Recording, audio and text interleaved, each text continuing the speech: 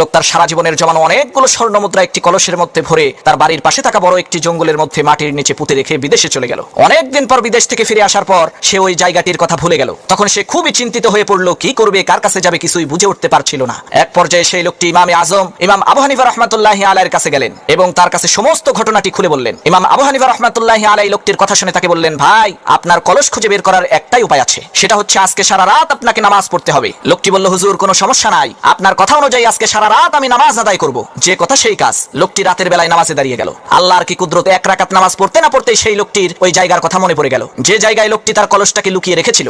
লোকটি কোন রকম করে 2 রাকাত নামাজ শেষ করে একটা কোদাল হাতে নিয়ে জঙ্গলের মধ্যে দৌড় দিল। সামান্য একটু মাটি খুঁড়তেই সেই লোকটি তার সেই স্বর্ণভর্তি কলসটাকে পেয়ে গেল। পরের দিন সকালবেলা সেই লোকটি ইমামে আজম হযরত আবু হানিফা রাহমাতুল্লাহি আলাইহির কাছে গিয়ে বললেন, হুজুর, কি আশ্চর্য ব্যাপার, গত 6 মাস ধরে আমি মনে করার চেষ্টা করছি কলসটাকে কোথায় পুঁতে রাখলাম, কিন্তু মনে করতে পারছিলাম না। আর আপনার কথা অনুযায়ী নামাজে দাঁড়ানোর সাথে সাথেই খুবই বিস্ময়কর ভাবে আমার ওই জায়গাটির কথা মনে পড়ে গেল। হুজুর, দয়া করে বলেন এর কারণ কি? তখন হযরত ইমাম আবু হানিফা রাহমাতুল্লাহি আলাইহি বললেন, ভাই শোনো, তুমি যে সারা রাত নামাজ পড়তে চেয়েছিলে, শয়তান কোনোভাবেই তোমাকে সারা রাত নামাজ পড়তে দেবে না। ওই শয়তান নিজেই তোমাকে কলসটার কথা ভুলিয়ে দিয়েছিল যাতে তুমি বিপদে পড়ে আল্লাহ তাআলাকে ভুলে যাও। কিন্তু বিপদে পড়ে যখন তুমি সারা রাত নামাজ পড়ার সিদ্ধান্ত নিয়ে ফেললে, তখন শয়তান চিন্তা করলো তুমি যদি সারা রাত নামাজ পড়ো তার তো অনেক লস হয়ে যাবে। এ কারণেই শয়তান তোমাকে ওই কলসটির কথা মনে করিয়ে দিয়েছে যাতে তুমি সারা রাত নামাজ পড়তে না পারো।